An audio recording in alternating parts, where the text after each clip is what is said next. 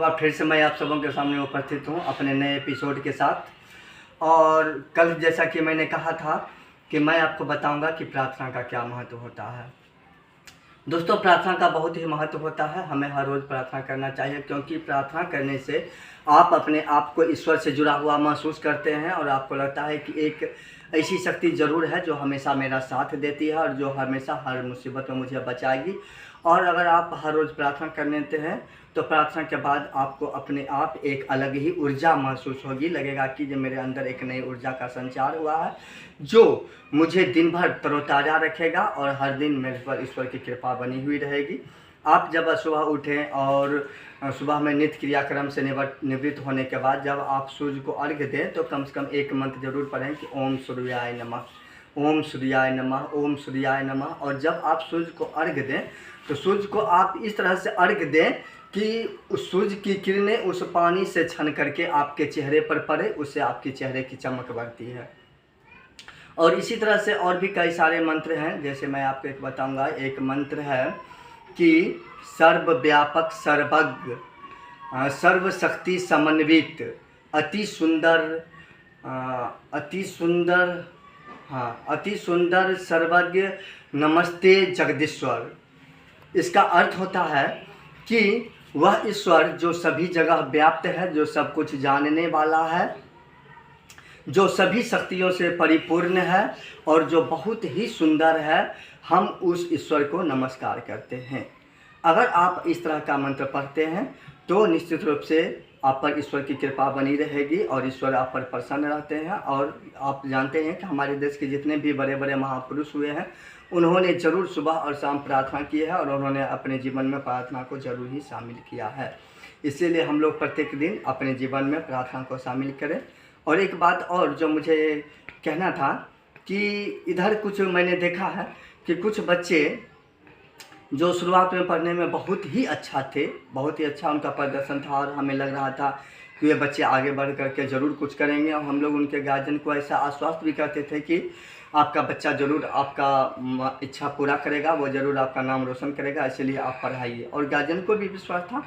लेकिन कई बार मैंने ऐसा देखा कि बहुत जो अच्छा करने वाले बच्चे थे वे बाद में गलत संगति में पढ़कर, गलत लड़कों की संगति में पढ़ करके वे पढ़ाई से उनका मन उचट गया और उसके बाद वे इतने बिगड़े कि गार्जियन के हाथ में भी नहीं रहे। और गार्जियन जब उन्हें समझाते हैं तो वे बिल्कुल कहते हैं कि नहीं, मैं पढ़ूंगा ही नहीं, आपको जो करना है कर लीजिए। जबकि उससे कम पढ़ने वाले बच्चे या जो औसत बच्चे हैं वे अभी भी अच्छा पढ़ाई कर रहे हैं, उनका मन नहीं भटकता है और इसीलिए जीवन में उनके ही ज़्यादा सफल होने की संभावना भी रहती है।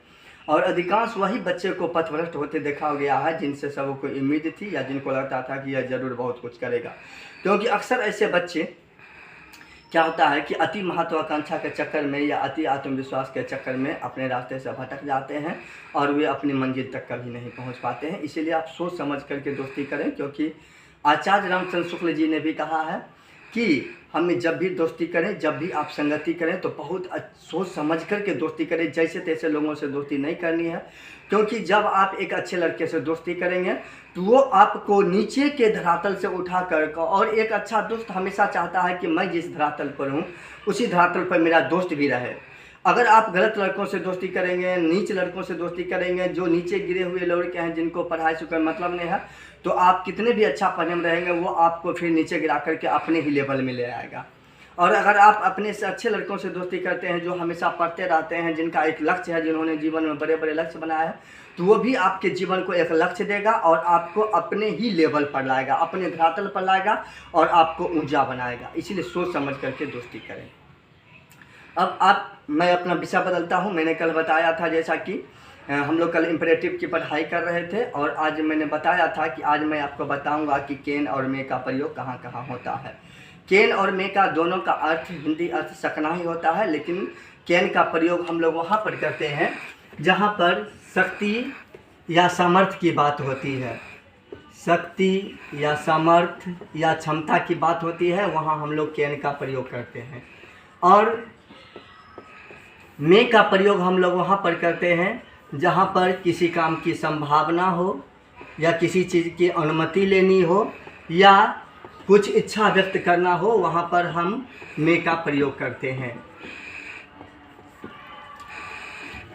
इच्छा लेने के लिए हम लोग जैसे किसी के बारे में कोई इच्छा प्रकट करते हैं कि भगवान आपको लंबी उम्र दें, या हम उसको आप इच्छा व्यक्त करते हैं कि भगवान आपको जीवन में सफलता प्रदान करें, may God grant you success.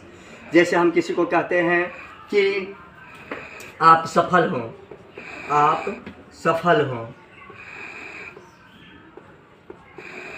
तो इसका अंग्रेजी होता है may God grant you success.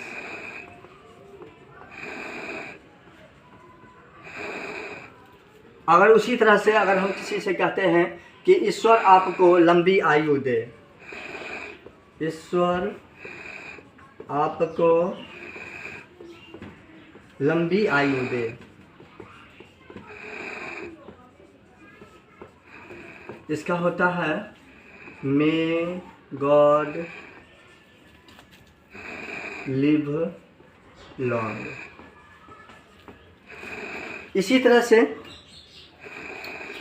जब हम कहते हैं कि क्या मैं अंदर आऊं, हम किसी से अनुमति ले रहे हैं, मे आई कम इन, क्या मैं अंदर आऊं, इसका होता है मे आई कम इन। और तब जो हमारे जिन लोगों से हम लोग परमिशन लेते हैं वे कहते हैं कि यू मे कम इन, आप अंदर आ सकते हैं। उसी तरह से अगर हम कहते हैं कि आज वर्षा हो सकती है, इट मे रेन टुडे, आज मेरे पिताजी आ सकते हैं, माय फादर में कम होम, मेरे पिताजी कम होम टुडे, मेरे पिताजी आज घर आ सकते हैं। या इसी तरह से अगर आप दूसरी भी बातें बोलते हैं कि आज शिक्षक अंग्रेजी पढ़ा सकते हैं, मे teacher teach English today.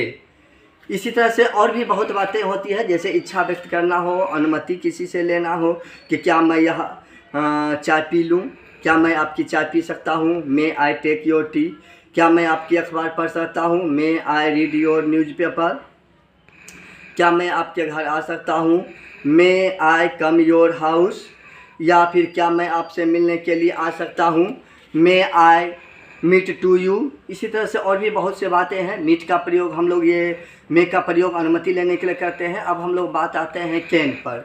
Can का प्रयोग सामर्थ्य के लिए होता है, जिस काम में आपको ताकत लगती है, जिस काम को करने के लिए ऊर्जा चाहिए, जिस काम को करने के लिए आपको क्षमता होनी चाहिए, उस काम में जैसे आप कहते हैं कि मैं पहाड़ पर चढ़ सकता हूँ, मैं पहाड़ पर चढ़ सकता हूँ।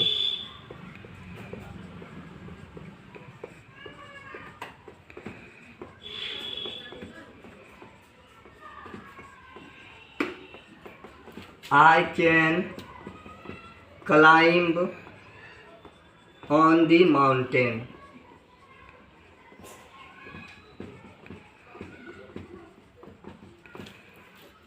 मैं तेज दौड़ सकता हूँ, I can run fast. मैं अंग्रेजी पढ़ सकता हूँ, I can read English. मैं अंग्रेजी पढ़ा सकता हूँ, I can teach English. मैं नदी में तैर सकता हूँ, I can swim in the river. मैं आपकी मदद कर सकता हूँ, I can help you. इसी तरह से और भी बहुत सारे सेंटेंसेज हैं, जैसे जिस काम को करने में शक्ति लगती है कि मैं आपको हरा सकता हूँ, मैं आपको हरा सकता हूँ, I can defeat you. मैं पहाड़ पर से कूद सकता हूँ, I can jump from the mountain. मैं गर्म चाय पी सकता हूँ, I can take hot tea. मैं ठंडा पानी पी सकता हूँ, I can drink cold water. इसी तरह से और भी बहुत सारे सेंटेंसेज हैं जहाँ पर हम कैन का प्रयोग कर सकते हैं। और मे का प्रयोग हम लोग वहाँ पे करेंगे जहाँ पर आपको किसी से कोई इच्छा व्यक्त करनी हो, और चाहे आप भगवान से ही इच्छा क्यों न व्यक्त करें कि भगवान आपको लंबी आयु दें, चाहे भगवान आपकी मनोकामना पूर्ण करें, चाहे भगवान आपको नौकरी दे दें, या इस तरह की कोई भी बात हो, या किसी से अनुमति लेने हो कि क्या मैं अंदर आऊँ, क्या मैं आपका अखबार पढूँ, क्या मैं आपका यह सामान ले सकता हूँ, क्या मैं आपका वह सामान ले सकता हूँ। और उसके बाद संभावना की भी बात होती है कि हो सकता है आज वर्षा हो सकता है कि मेरे पिताजी आ जाएं, हो सकता है कि आज शिक्षक ये विषय पढ़ा दें, या हो सकता है कि आज टीचर हमें अंग्रेजी पढ़ा दें या कहानी सुना दें। इस तरह की जब भी कोई बात होगी तो इसमें आप मे का प्रयोग करेंगे, और जहाँ शक्ति या सामर्थ्य की बात होगी वहाँ पर आप कैन का प्रयोग करेंगे। तो आज भर के लिए इतना ही। कल हम लोग आपको बताएंगे कि शुड और मस्ट का प्रयोग कहाँ होता है, क्योंकि शुड और मस्ट दोनों का अर्थ होता है चाहिए, लेकिन एक का अर्थ होता है अवश्य चाहिए और एक का अर्थ होता है चाहिए। इसीलिए मैं आपको कल शुड और मस्ट का प्रयोग करूँगा। आप लगातार मेरे चैनल के साथ बने रहें, और अगर इसके अलावा पढ़ाई लिखाई से संबंधित कोई भी प्रॉब्लम हो तो प्लीज़ कॉन्टैक्ट माय नंबर। आप मेरे नंबर से कॉन्टैक्ट भी कर सकते हैं, या आप मुझे मैसेज करके इसका जवाब भी पूछ सकते हैं। और अगर अभी तक आपने मेरा चैनल सब्सक्राइब नहीं किया हो तो please subscribe my channel. Thank you once again.